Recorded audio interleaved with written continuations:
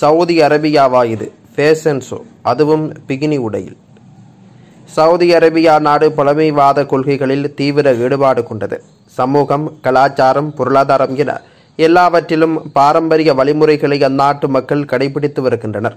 அந்த நாட்டில் சட்டங்களும் அதற்கேற்றாற்போல் கடுமையானவை.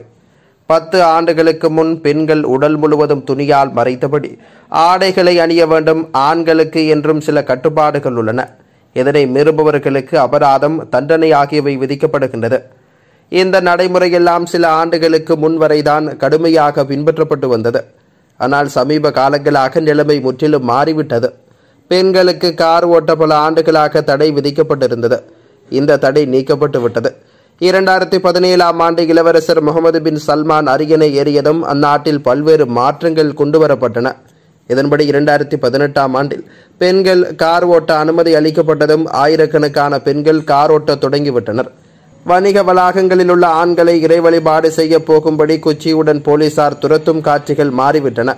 திரையரங்குகள் அறிமுகப்படுத்தப்பட்டு பொழுதுபோக்கு நடவடிக்கைகள் ஊக்குவிக்கப்பட்டன. ஆண், பெண் என இரு பாலினத்தவர்களும் ஒன்றாக பங்கேற்கும் சூழலும் உருவாகிவிட்டது. இதுபோன்று பல்வேறு சமூக சீர்கேடுகள் சார்ந்த விஷயங்கள் சவுதி அரேபியாவில் நடந்து வருகின்றன. இவை எல்லாவற்றையும் விட சமீபத்தில் நடந்த ஃபேஷன் ஷோ நிகழ்ச்சி அனைவரையும் ஆச்சரியத்தில் ஆழ்த்தி இருக்கின்றது.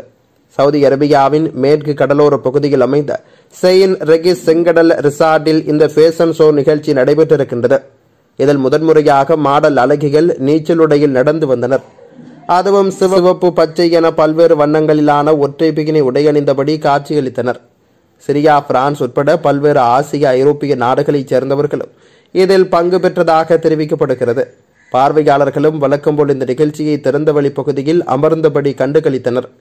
இந்த நிகழ்ச்சியில் கலந்து கொண்ட இளம்பெண்களில் சிலர் கைகளில் பை உள்ளிட்டவற்றை சுமந்து கொண்டு கடைக்கு செல்வது போலவும், சிலர் வெயிலுக்கு இதம் தரும் வகையில் கூலிங் கிளாஸ் அணிந்து கொண்டும் நடந்து சென்றனர். கலாச்சாரம் சார்ந்த இதுபோன்ற நிகழ்ச்சிகளால் அரசுக்கு பெருமளவில் வருவாயும் வந்து சேர்க்கிறது. இதனை கவனத்தில் கொண்டு 2030ஆம் ஆண்டில் சமூக பொருளாதார சீர்திருத்த நடவடிக்கைகளை அந்நாட்டு அரசு மேற்கொண்டு வருகிறது.